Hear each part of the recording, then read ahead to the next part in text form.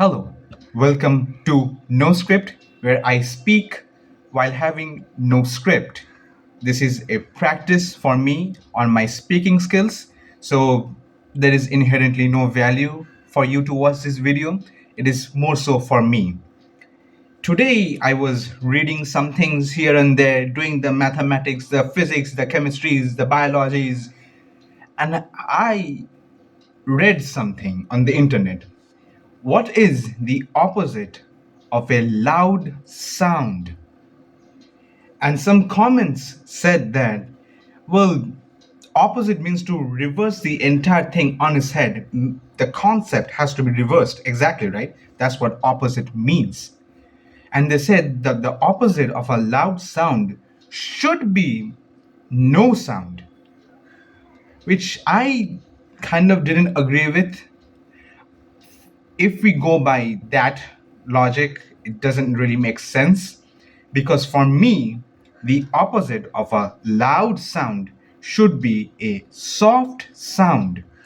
In this case, since English is very finicky with its language and how each word is presented changes the meaning, because the word soft inherently means soft, you must inherently know what soft means because the opposite of the word soft is hard, and the meaning of hard is something that you inherently need to know as well.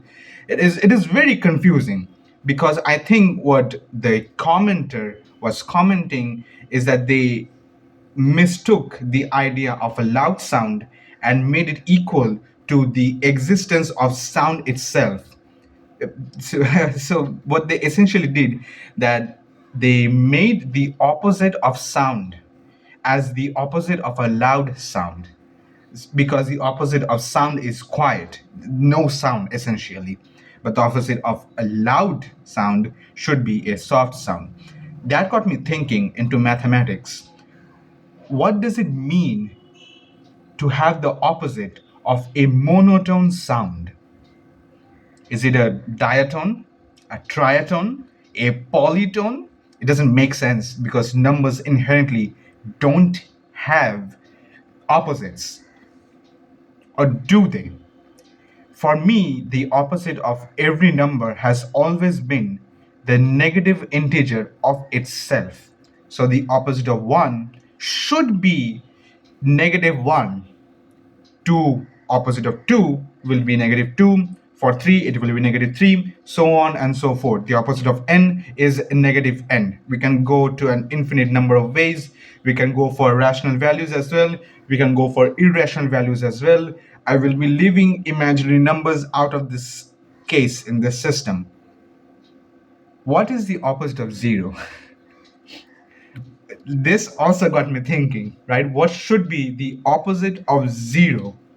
Because if we go by real life, 0 should be the plane mirror which is in front of us. If I am, say, the value 73, then the reflection, which is behind me, by the way, you can see there is a mirror, should be negative 73. My reflection should be the negative integer, the negative value of myself.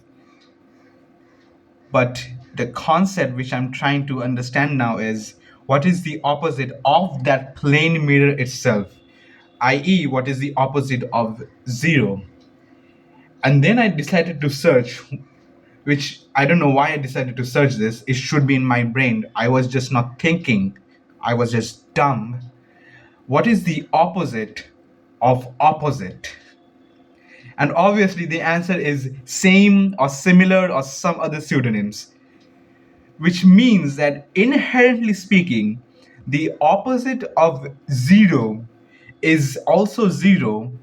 It is also negative 0, which is 0, because negative 0 is just 0. It doesn't make sense. It is inherently not wrong, but it is not inherently right to write negative 0 as well.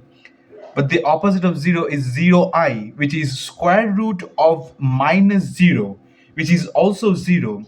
So 0 technically has four opposites, from my current understanding, I do not know of any other value existing beyond rational, irrational, and imaginary. There could be other weird values in mathematics which I do not know of yet. I will be in college, and then I will maybe know of new values here and there which I never really thought of, by the way. So that's it. That's what I wanted to speak about, the opposite of opposite, and the opposite of zero, essentially.